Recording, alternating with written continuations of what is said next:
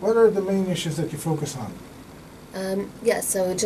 So I am Secretary Clinton's advisor on youth issues. So she's asked me to look at what are the most important issues that young people face around the world, and how can we, as the State Department, as the U.S. government, address them and work with young people to address them. So, if you look at the state of the world, the question I ask is why? Why do we care? And we see young people's energy, their passion, their dedication to their local communities, and their ability to change the world. I mean, we saw it with the Arab Spring and in other places. And so I'm focusing on building the capacity of young people to have greater economic opportunities, to be able to have a voice in policies and programs that affect them, and to be able to connect young people to one another when they face shared challenges and opportunities as well.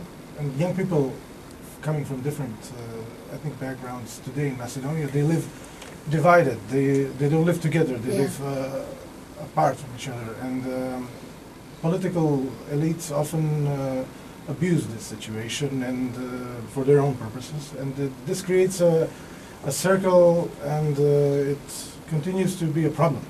Young people, they have great differences. Is there a way in your experience to tackle these differences? What can the government do? What can the society do as a whole? That's a great question. And I think that you said that there are many differences, but I bet there are more similarities than differences, and I think dialogue is essential to that. But I also think the kinds of platforms that you provide through elevating different perspectives, identities of young people is really important also. So from my experience in the United States, we're a very religiously diverse country. So we have probably more religions under the same national identity than any other country in the world. And those people from different faith backgrounds don't always understand each other perfectly. And so I found, and I've done a lot of interfaith, interreligious engagement that way in the United States with young people. And it's really about the actions that they do together. So what are the shared goals? We looked at what do you care about in your community? Do you want to have less garbage on your street?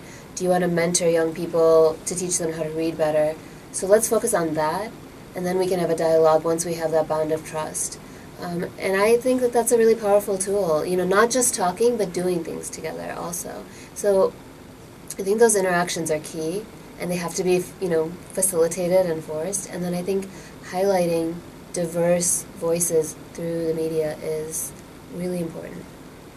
In the past couple of years, Macedonia has had the record with freedom of speech and the freedom of media has been worsening, and this has been noted by various organizations, Reporters Without Borders, Amnesty International, and so on.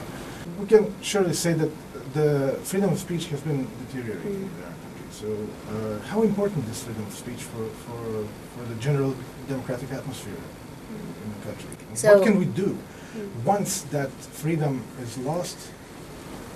What can the citizens of a country do to get it back? Right. It's a really good question. I'm not sure I have the expertise to answer it because I just arrived in Macedonia. I'm not an expert on the country. I mean, I know that an independent and free media is important to any democratic society, and that's a fundamental. I think when I look at it from a youth perspective, there's so many ways to use. Media is no longer the traditional media as we think of it, right? So there's so many ways to communicate with people around the world that it opens up channels, and I think offers different platforms that, in my opinion, young people have an advantage with because they understand technology better, because that's where they live. And so I feel hopeful that some of those channels will provide opportunities for, again, elevating these diverse voices. Youth organizations in general in Macedonia in the past weeks, they took an important step towards strengthening their role in society because they had an initiative for the creating of a National Youth Council. And this just happened 2 weeks ago. And how important is this uniting of the resources, the youth organizations' resources, and can their goals be achieved without help from the government? I think it's critical that youth organizations talk to one another. And if you look at, again, events around the world, they often did not include governments in the organizing and the collective mobility that young people were able to do. I last month was in Mexico City, and we have a youth council in Mexico City that our embassy convenes. And there was a group there from an organization called Jóvenes contra la Violencia, so Young People Against Violence.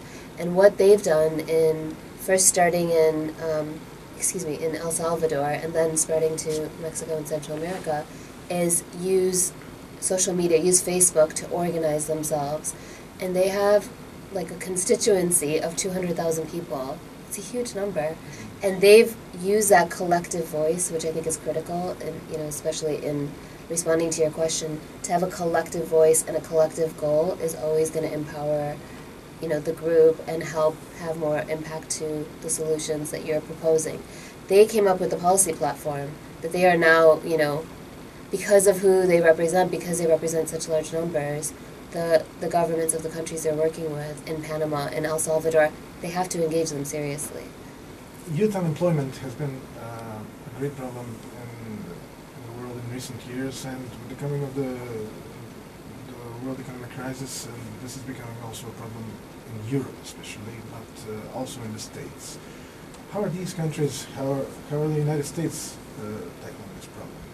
I think when I look at my mandate of global youth issues, this is the one issue that stands out pretty universally, which is a lack of economic opportunities for young people. And in the United States, this president has really focused on entrepreneurship as a key vehicle for economic growth. And, writ large with society, my office is really focused on the youth aspect of that. How do you facilitate youth entrepreneurship? And my mandate is not America, it's everywhere else in the world. I've been working with the White House to help create entrepreneurial ecosystems, to look at the factors that make it possible for a young person to have an idea, take it to realization.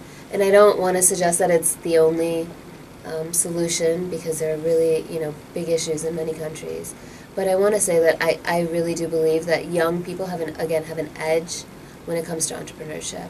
And so being able to connect them to mentors who've been there before, access to capital, those kinds of things, is my goal and what I'm focusing on.